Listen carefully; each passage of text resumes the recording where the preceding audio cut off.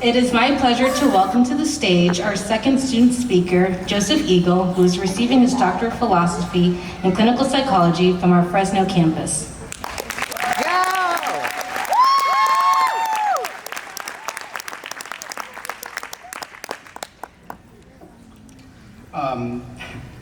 Before I begin my speech, I wanted to dedicate this moment to my dog, Mr. Bubbles. 14 years ago, he helped me save me from a very dark time in my life. He's very old now, so I made him promise that he would make it to my graduation so he could see what he helped me do. He's at home right now, probably asleep. This is for you, Mr. Bubbles. Bravo! You hear that? Not my wife, not my mom, my dog got the name drop.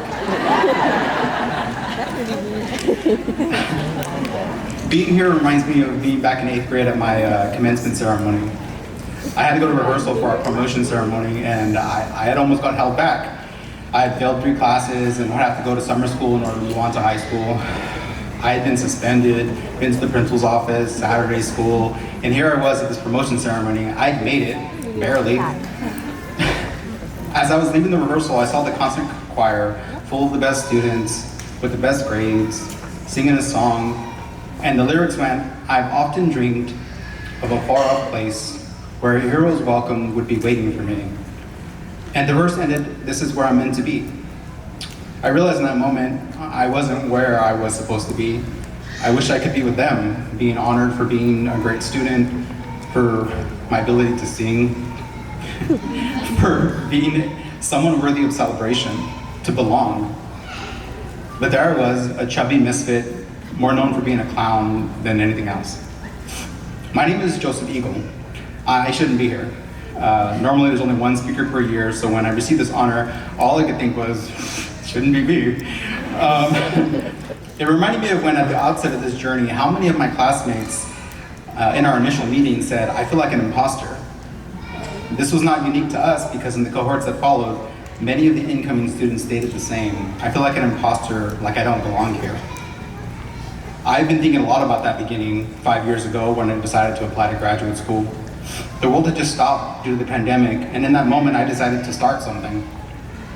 I think about the cohorts in attendance today and how even though we have different backgrounds, ages, ethnicities, nationalities, genders, beliefs, we are more alike than different. We're all trying to become better versions of ourselves, to rise to the highest position in our field, whether it be as holders of a master's degree or a doctorate.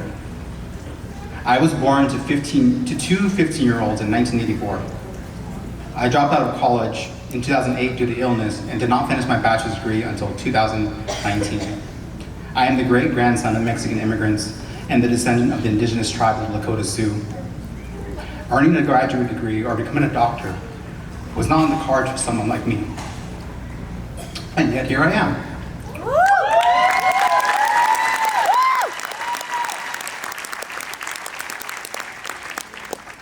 While my story might not be everyone's story, every single student in attendance has their own. I have heard students say they originally planned to be in medicine, technology, the performing arts, or the military, and yet their path diverged and led them here to Alliant. It is clear our journeys have not been linear, but we have all arrived at this point together, a collective of individuals about to be awarded a graduate degree. During this journey, we have grown and changed, challenged ourselves, shed tears, and questioned our resolve. Some of us started out single and are now married. Some of us are now have children. Some of us have experienced health issues or loss. A few of us didn't make it. All of us have experienced life kicking us in the gut when we least expected it. We've had to deal with this while at the same time attending graduate school that demanded so much of us. Endless books read, anxiousness, early mornings, late nights, grueling exams. Graduate school's hard. There were many times when I was out of energy, out of hope, wondering if I made a mistake, or alternatively, that the school had made a mistake in accepting me. It was in these moments I felt most like an imposter, doomed to fail. To one day suddenly receive an email that stated, "Sorry, we messed up when we let you in." It was in those moments that my fellow imposters, my cohort, my collection of people with this shared characteristic of facing what seemed like an impossible obstacle helped keep me on the path. Well, today, We are all one cohort. Today is our shared characteristic we overcame despite many of us carrying the fear of being an imposter. How or why should anyone who has committed themselves to this endeavor ever feel like they don't belong? Well, that's because this experience is rare. We as a cohort are bonded in this singular experience. 13% of people in the US have master's degrees, followed by only 2% of the people holding a doctorate. This experience is new, it is challenging, and we are thrown into it with a handful of strangers. How could we not feel like imposters? We are intrepid explorers, being the first to step on new ground. If not the first in our families or amongst our friends, it is still our first. It is new to us, and if psychology has taught me anything, it's that it's natural to fear the unknown and search for an easy explanation. So I'm not surprised that the conclusion so many of us come to is, maybe I feel this way because I shouldn't be here. But let me offer an alternative hypothesis. We stand on the shoulders of the imposters who came before us, people who helped us to achieve this moment of excellence. Our families, partners, teachers, mentors, people who stood on new ground prior to us and kept going. Was my grandmother an imposter when the school made her change her name from Maria to Mary? Was my mother, who was kicked out of her house for getting pregnant, an imposter when she decided to get her associate's degree and become a legal assistant? Were my ancestors in the Lakota Sioux imposters when they were driven from their home and hunted to near extinction? Did any of them not belong? I stand before you, the proud son and descendant of imposters. I assure you that doing something no one else has done does not mean you do not belong. It means you were brave and courageous, persistent and resilient.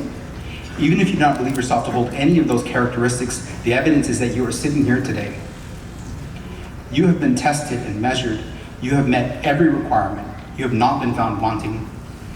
You have proven you belong. It is more than a piece of paper or the price of our student loans. Oh my God.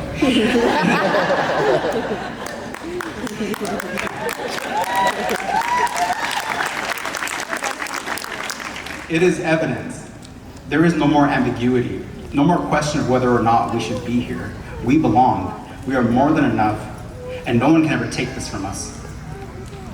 You know, the chorus of that song I mentioned goes, I know every mile will be worth my while. I will find where I belong. It's Hercules.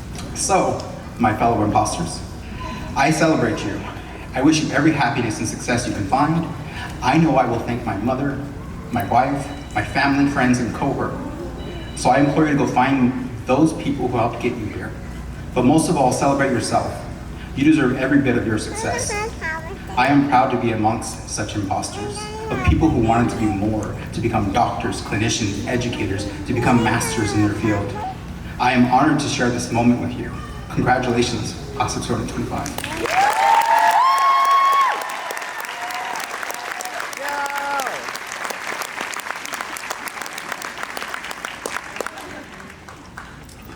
Two of the most moving